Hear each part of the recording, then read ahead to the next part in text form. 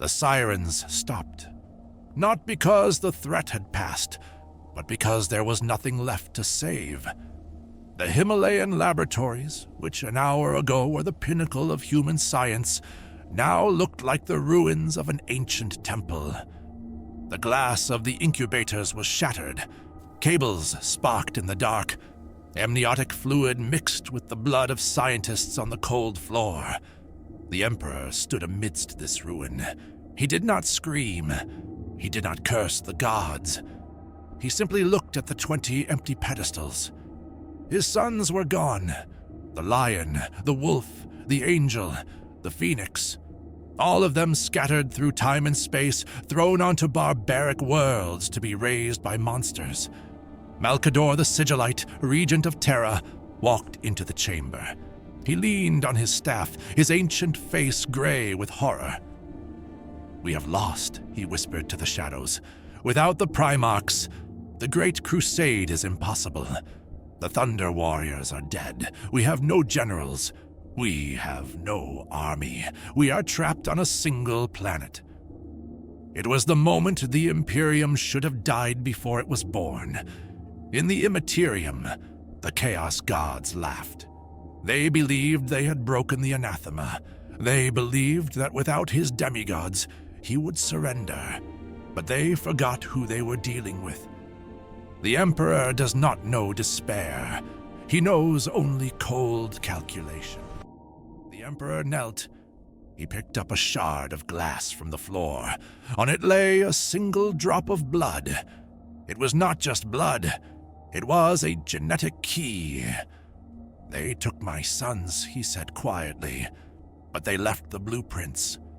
He made a decision that would change the galaxy forever. He would not wait. He would not spend years searching the void while humanity rotted in the dark. He would build a replacement. He ordered the opening of the reserve vaults of the Adeptus Biologicus. He took the pure gene seed samples, the legacy of each of the 20 lost sons, and he began mass production, not individual masterpieces, not gods, but soldiers. He took thousands of human boys from the tribes of Terra. He broke their bodies and rebuilt them in the image of the lost Primarchs. He implanted 19 gene-crafted organs. He gave them 2 hearts, so they could endure the horror of the wars to come. Thus, the Grey Legions were born, the first Astartes. They marched out of the laboratories in silent columns, thousands of warriors, all identical, all clad in unpainted gray ceramite armor. They had no names like Ultramarines or Space Wolves. They had no heraldry. On their pauldrons there was only one symbol, the ancient thunder sigil of unity.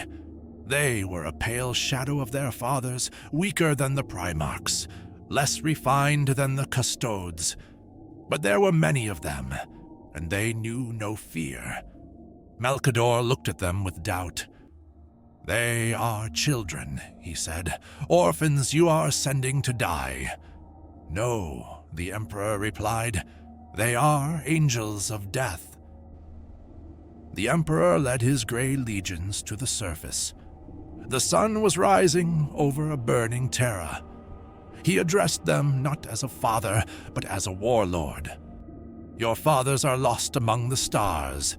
You are the sword with which I will carve a path to them. You will know no peace.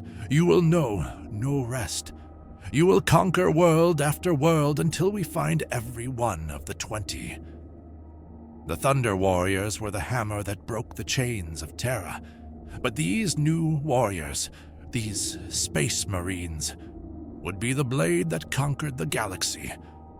The age of unification is over. The age of gods has been delayed. The age of the Astartes has begun. History is a weapon. Most are too weak to wield it. Are you? Subscribe to access the full archives. Knowledge is power.